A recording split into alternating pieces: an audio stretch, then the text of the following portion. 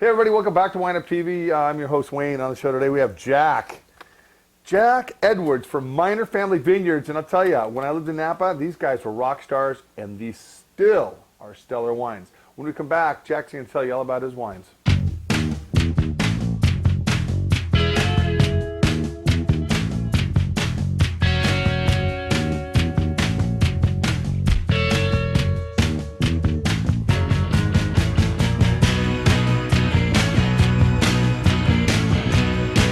Hey everybody, welcome back, Jack. Thank you very much for taking the time to come to Portland, Oregon. Thank you. Outside out of your beaten path, so to speak. And whenever I can get a Napa Valley winery here in my shop, I am just like in heaven, because I lived down there. I lived it, breathed it in my mid-30s, and I tell you, it is God's country. Sure you know, is. both my kids were born in Angwin, St. Helena Hospital, which isn't that far from your winery. No, really close, actually. Yeah, very close. And so, you know, Jack came in here, and I haven't tried their current wines because there's so much stuff, and it's nice to have them come in here, and they're still stellar. And first one we're going to talk about, let's talk a little bit about the Viognier. I'm a big fan. I love Rhone varietals. Tell us a little bit about this wine. Well, this was a funny story, because when we first started Minor, we really didn't have any intention of making Viognier. Are you going to drink? I will. I All sure right. will, yeah.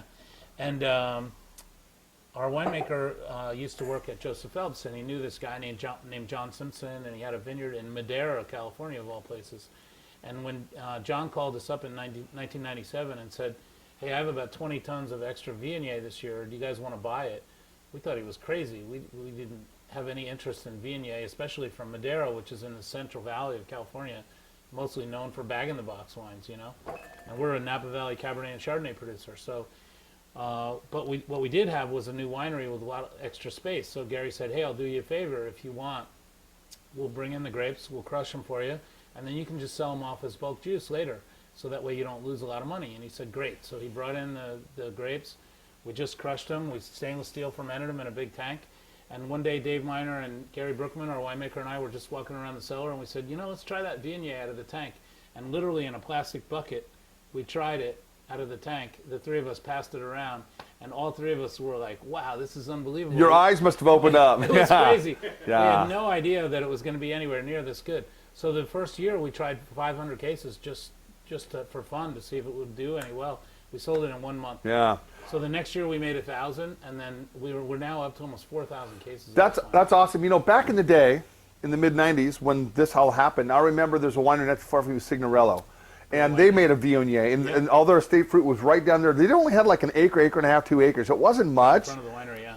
But I love that. And I was thinking, why doesn't anybody else plant it? Because, you know, Napa Valley, Chardonnay, Cabernet, Merlot, yada, yada, yada. It's like, it's nice to have this. Guys, this is stainless steel tank fermented. It's got beautiful aromatics, very tropical. Right. That's what I've noticed. But Napa Valley, a little bit warmer. This comes from the '09 vintage, correct? Right. 2009 Viognier, so it's really plush, really ripe. Rich too, you know. You know what's great with this? I love, my favorite pairing with this is crab, and like Dungeness crab, or just crab cakes, or even like scallops or halibut. Such a great food match with that. My pairing with this would be a hot date. Apparently we're on the same page, but different story. So, no, this is a wonderful wine, just beautiful, and it's affordable, guys. It's about $15.99 a bottle, $16.99, right around there. And I think whenever you can get a wine of this caliber for under 20 bucks, jump on it. All right, next wine. I love Chardonnay from Napa Valley, but I like certain kind of Chardonnays. Most of you don't like what I like, but I like the big, rich, round, buttery, oaky, tropical, fruit-flavored Chardonnays. And tell us a little bit about this Chard. So this Chard is a blend of grapes from 6 different vineyards in Napa Valley, about half in Carneros and the other half around the Oakville region. So we take the Carneros fruit for more tropical style, a little bit of higher acid, and a little bit lighter body, and then we use the Oakville stuff for a little more structure and a little more minerality and some power to the wine as well. All right, so if you guys don't know Napa Valley that well, Carneros opens up in San Pablo Bay, so you're going to get nice morning fog, and it's not going to burn off as quick as it would as you move up Napa Valley towards Calistoga. So as the fogs recede in the morning, the temperature between even Napa proper itself, the town in Calistoga, Right. there's about a 10-degree difference during the day on a warm summer day. So as those fogs burn off, and then this fruit here, like you said, the Oakville fruit, Right. stays really warm, so you're going to get more of a plush, and yet the higher acid from the Carneros is really going to make that flavor pop. Right, and the two together really give a nice balance to it. So, you know, we still get the power and the structure, but not the over-the-top oak and not over-the-top, you know, oak. You know, we like a little oak in Chardonnay, but we don't like it overpowering the wine. You don't want splinters in your teeth. Exactly. Yeah, Right. get splinters in your tongue. It's a horrible scissors out and all that stuff. I like it. It's tropical. It's not over the top. What's the retail on this? This retails for about $30, but Okay. I know you'll be a little less than that. So, He knows me already. but our normal suggested retail is about 30. That's a solid wine for 30 bucks. All right. Let's talk about this. Look, by the way, both these are 2009, 2008 Chardonnay.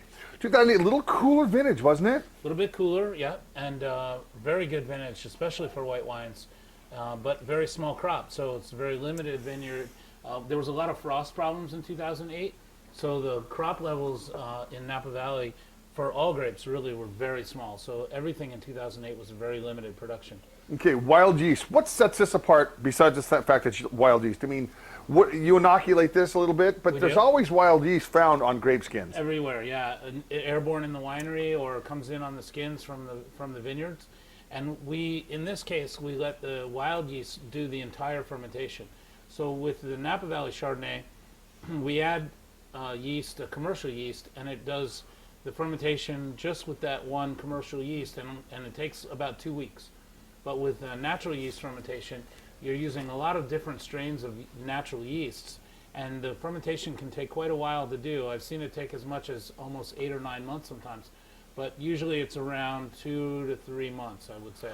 So, do you ever have a average stuck quality. fermentation? I mean, that can happen. We have a couple times. Stuck Not fermentation is often, when the but- fermentation doesn't complete. Right.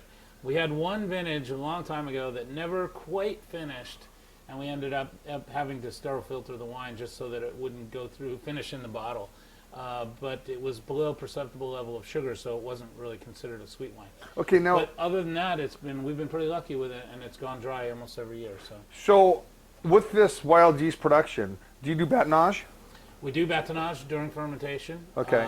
So usually in the beginning, about every 2 weeks, and then if it takes longer than that, then every couple of weeks we'll do batonnage on this too. Okay, guys, batonnage means the grapes are pressed, the juice is pressed, it goes to barrel, yeast is added, or in this case, no yeast is added, and then the lees will start settling down, and then you kind of have this stick, basically, and you stir it up, stir up the bottom, which gets all the yeast back into the juice to make sure all the sugars have been eaten and the wine is dry.